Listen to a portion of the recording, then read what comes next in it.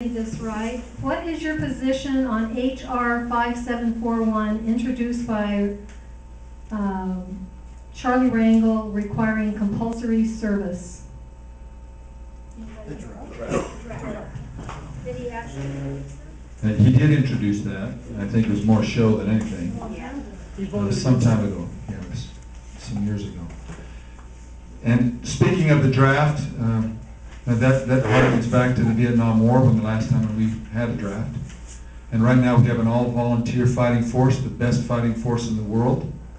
And so, I'm not in favor of bringing back the draft unless it's needed. And we are not in a position right now where it is needed. But I hope that if it is needed, and we needed to defend ourselves with greater numbers of men, and we would have the proper training and the proper backing, not like we have in the vacillation coming out of the White House. But if we had to do it, then I would consider it. But right now, we have an incredible volunteer force. My brothers in Kandahar and others here have relatives who are serving. And so that's how I felt. I mean, we've got a second lieutenant son sitting right there with a camera. And but that's how I feel about the draft. We don't take that away and say we'll never use it. If we have to use it, we would use it. But right now, thanks be to our Father that we have good men and women who serve us at the highest retention rate, the highest re-up rate in history, excepting World War II. And so I'm very proud of that, and so that would be my answer. Thank you.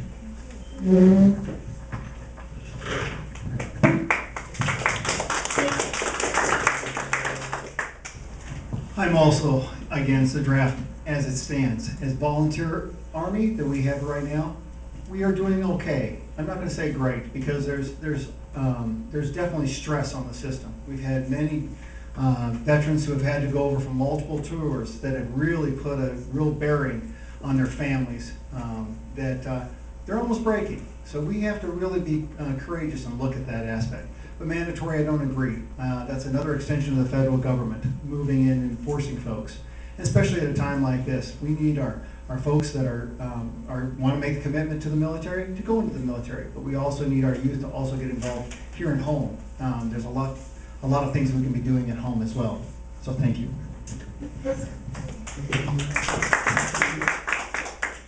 I oppose the draft. I think the all-volunteer Army is serving us well. Our military commanders say that they're getting very highly qualified. We do have the best trained and equipped fighting force in the world, and that's important that we maintain that. And the problem that I have in that regard is I do not think that the Barack Obama administration has the political will to maintain America as the #1 superpower in the world, and there is a good reason we need to be that. So, for instance, our missile defense. The one thing that the Barack Obama administration seems to want to be fiscally prudent about is keeping us from fully deploying our missile defense system. Yes, that's what's going on. We've already proved it worked. We tested it again just last week. It works. It's an airborne laser system, 3 lasers. One gets the target, the next one gauges all the trajectory, and the third one takes it out within 6 or 7 seconds of launch while that nuclear warhead is over their country and not over ours. And that's what the Barack Obama administration wants to stop from being deployed. And what he says to members of Congress that press him on that is, well, Iran is 2 years away from being able to send an electromagnetic pulse nuclear warhead over the United States of America. Ladies and gentlemen, that's the military issue that we need to be cognizant of today, because we are truly at risk by Iran's nuclear program.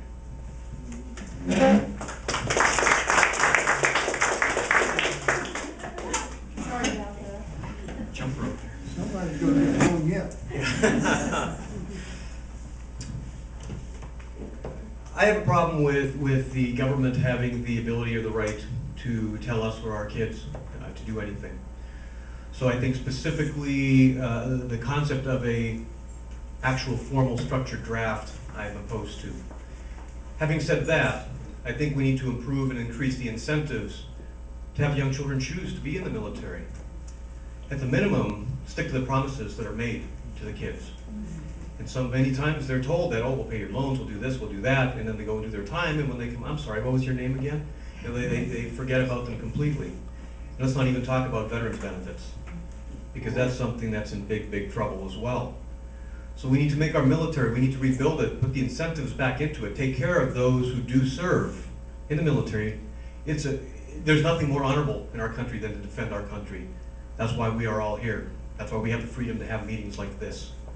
And so we have to make the military something, again, honorable that children, I guess, sorry, 18-year-olds are not children, but kids will choose, young adults will choose to go and go proudly and serve.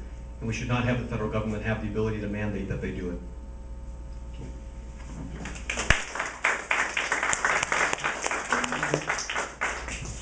We have the finest military in the world. Let's talk about Charlie Rangel. You think you should say 40 more years? He's been there 40 already. Do you know that there's 3 other people that have been there longer? I think Charlie Rangel's the problem, not our military. So we gotta start talking about that. The other thing you need to talk about, has anybody heard of the Citizens Volunteer Corps? Has anybody ever heard of that one? Anybody hear of Representative Mosley out of California? She represents the Progressive Caucus. That's her idea. That's a Citizens Volunteer Corps. What they will do is they're going to take the tax status away from our churches. Take that money and have a little draft called the Citizens Volunteer Corps, like a youth group, and they are going to take place of your churches. So I compliment the left. They have an agenda. They've had an agenda since the 60s. Indoctrination in our schools. Amen. We have to be the party to reduce the size and scope of the federal government. We haven't done it. We haven't done it once. Are you going to send somebody that's serious about reducing the size and scope of the federal government? Maybe somebody that doesn't care about going back. Because that's the type of people we have to start sending. We have to have an agenda of legitimately less government. The one I always like to talk about is that great governor from Alabama. What was his name? You know, I can't remember him. Wallace. Yeah. Wallace. There ain't a damn George difference Wallace. between both parties. We got to start showing people that there's a difference in our party. I walked around this golf course. I knocked on doors. You know how many Republicans I knocked on their door that said they were independents? That's because they don't think there's a difference anymore. So we gotta show that we're different, that we're really going to go and reduce the size and scope of the federal government. And I have to say it, vote JoeForReform.com.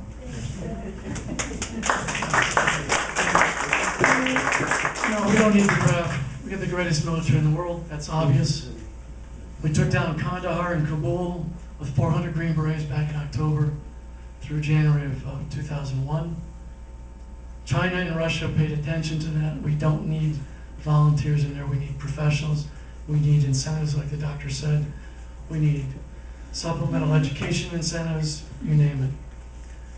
But as far as the draft, we don't need it. It is definitely a national security matter. We have to have the best. The Bush administration worked for 7 years to build in that missile shield program in the Czech Republic and Poland. And it took his credibility on the line, and Americans' credibility, to say that we would stand toe-to-toe with them against Putin, a raving lunatic. And Obama struck it down with a stroke of a pen. That's the kind of betrayal that we have when we put radical liberals in office. I agree with everyone here. It is definitely a national security matter. I've got 10 years in that field. I don't need to have any on-the-job training. Vote for ZaleskyForCongress.com. Thank you.